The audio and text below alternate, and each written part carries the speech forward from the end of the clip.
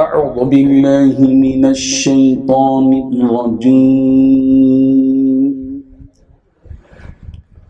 بسم الله الرحمن الرحيم ما يفعل الله بعذابكم إن شكرتم وآمنتم وكان الله شاكرا عليما صدق الله العظيم۔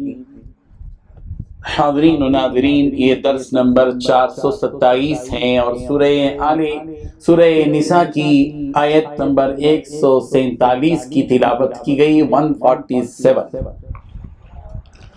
لفظی ترجمہ دیکھیے، ما کیا، یفعلو کرے گا، اللہ بعذابکم تمہیں عذاب دے کر، ان اگر شکرتم تم شکر کرو، وآمنتم اور تم ایمان لے آؤ، وَكَانَ اللَّهُ اور اللہ ہے شاکرًا نہایت قدردان، علیمًا خوب جاننے والا۔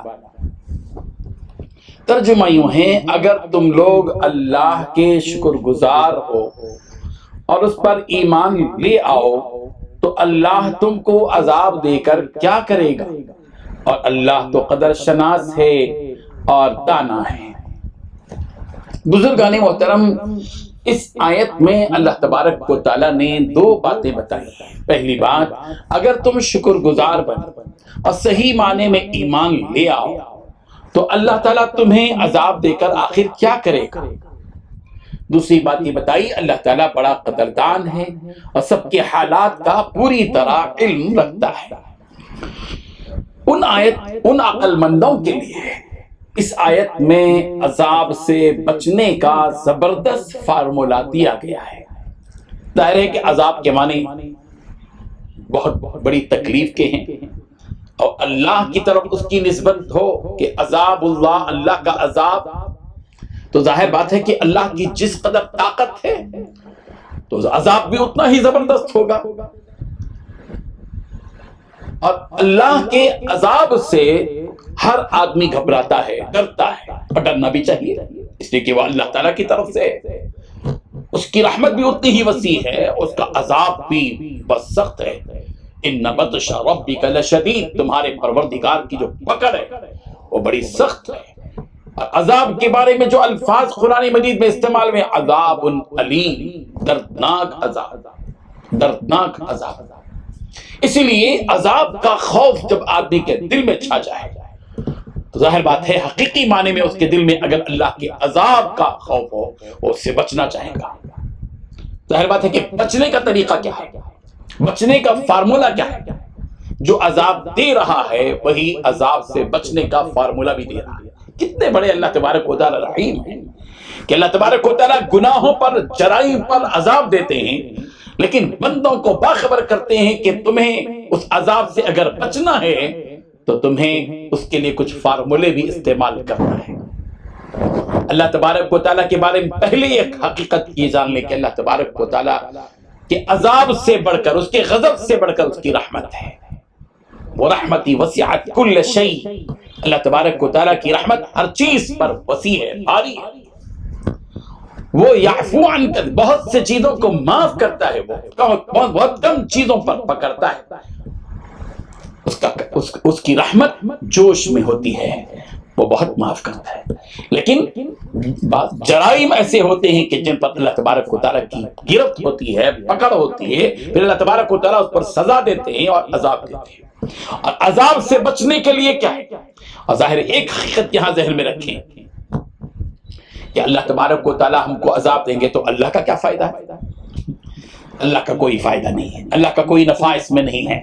اللہ تعالیٰ اپنے مفاد کے لیے عذاب نہیں دیتے، بندے کو اس کے کیے ہوئے جرائم کی تنبیہ کے لیے، اس کی سزا کے لیے، کہ اس کو پہلے ہی باور کر دیا گیا تھا کہ زندگی تیرے لیے امتحان ہے، ہم تمہاری آزمائش کریں گے، اور ساری ہدایتوں کا سامان دیا گیا، اور پھر اس کے بعد بھی اگر وہ کفر سے نہیں بچتا، ناشکری سے نہیں بچتا، کفران نعمت سے نہیں بچتا، جرم پر جرم کرتا چلا جاتا ہے، تو پھر تو اللہ تعالیٰ عذاب دیں گے، اور یہ عذاب ایسا ہے کہ اللہ تعالیٰ عذاب نہ، اللہ تبارک و تعالیٰ محتاج ہے عذاب دینے کہ اللہ کو عذاب دینے میں کچھ مزہ آتا ہے یا اللہ تبارک و تعالیٰ کو اس سے کچھ نفع ملتا ہے؟ ایسا کچھ نہیں. اللہ تعالیٰ ان تمام چیزوں سے بالکل بے نیاز ہے، غنی ہے.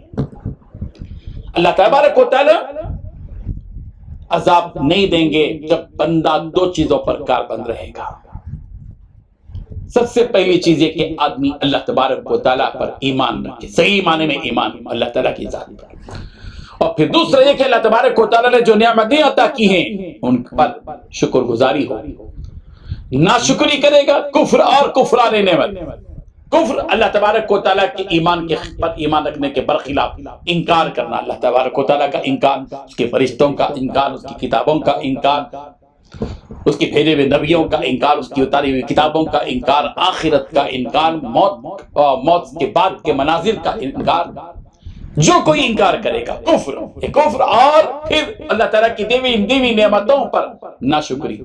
یہ دو کام اگر آدمی ان دو کاموں سے بچ جائے گا تو اللہ بھی اس کو عذاب نہیں دیں گے، اللہ بھی اس کو عذاب نہیں دیں گے. اسی لیے اللہ تبارک و تعالیٰ فرما رہے ہیں ما يفعل اللہ بعذابکم ان شکرتم وآمنتم.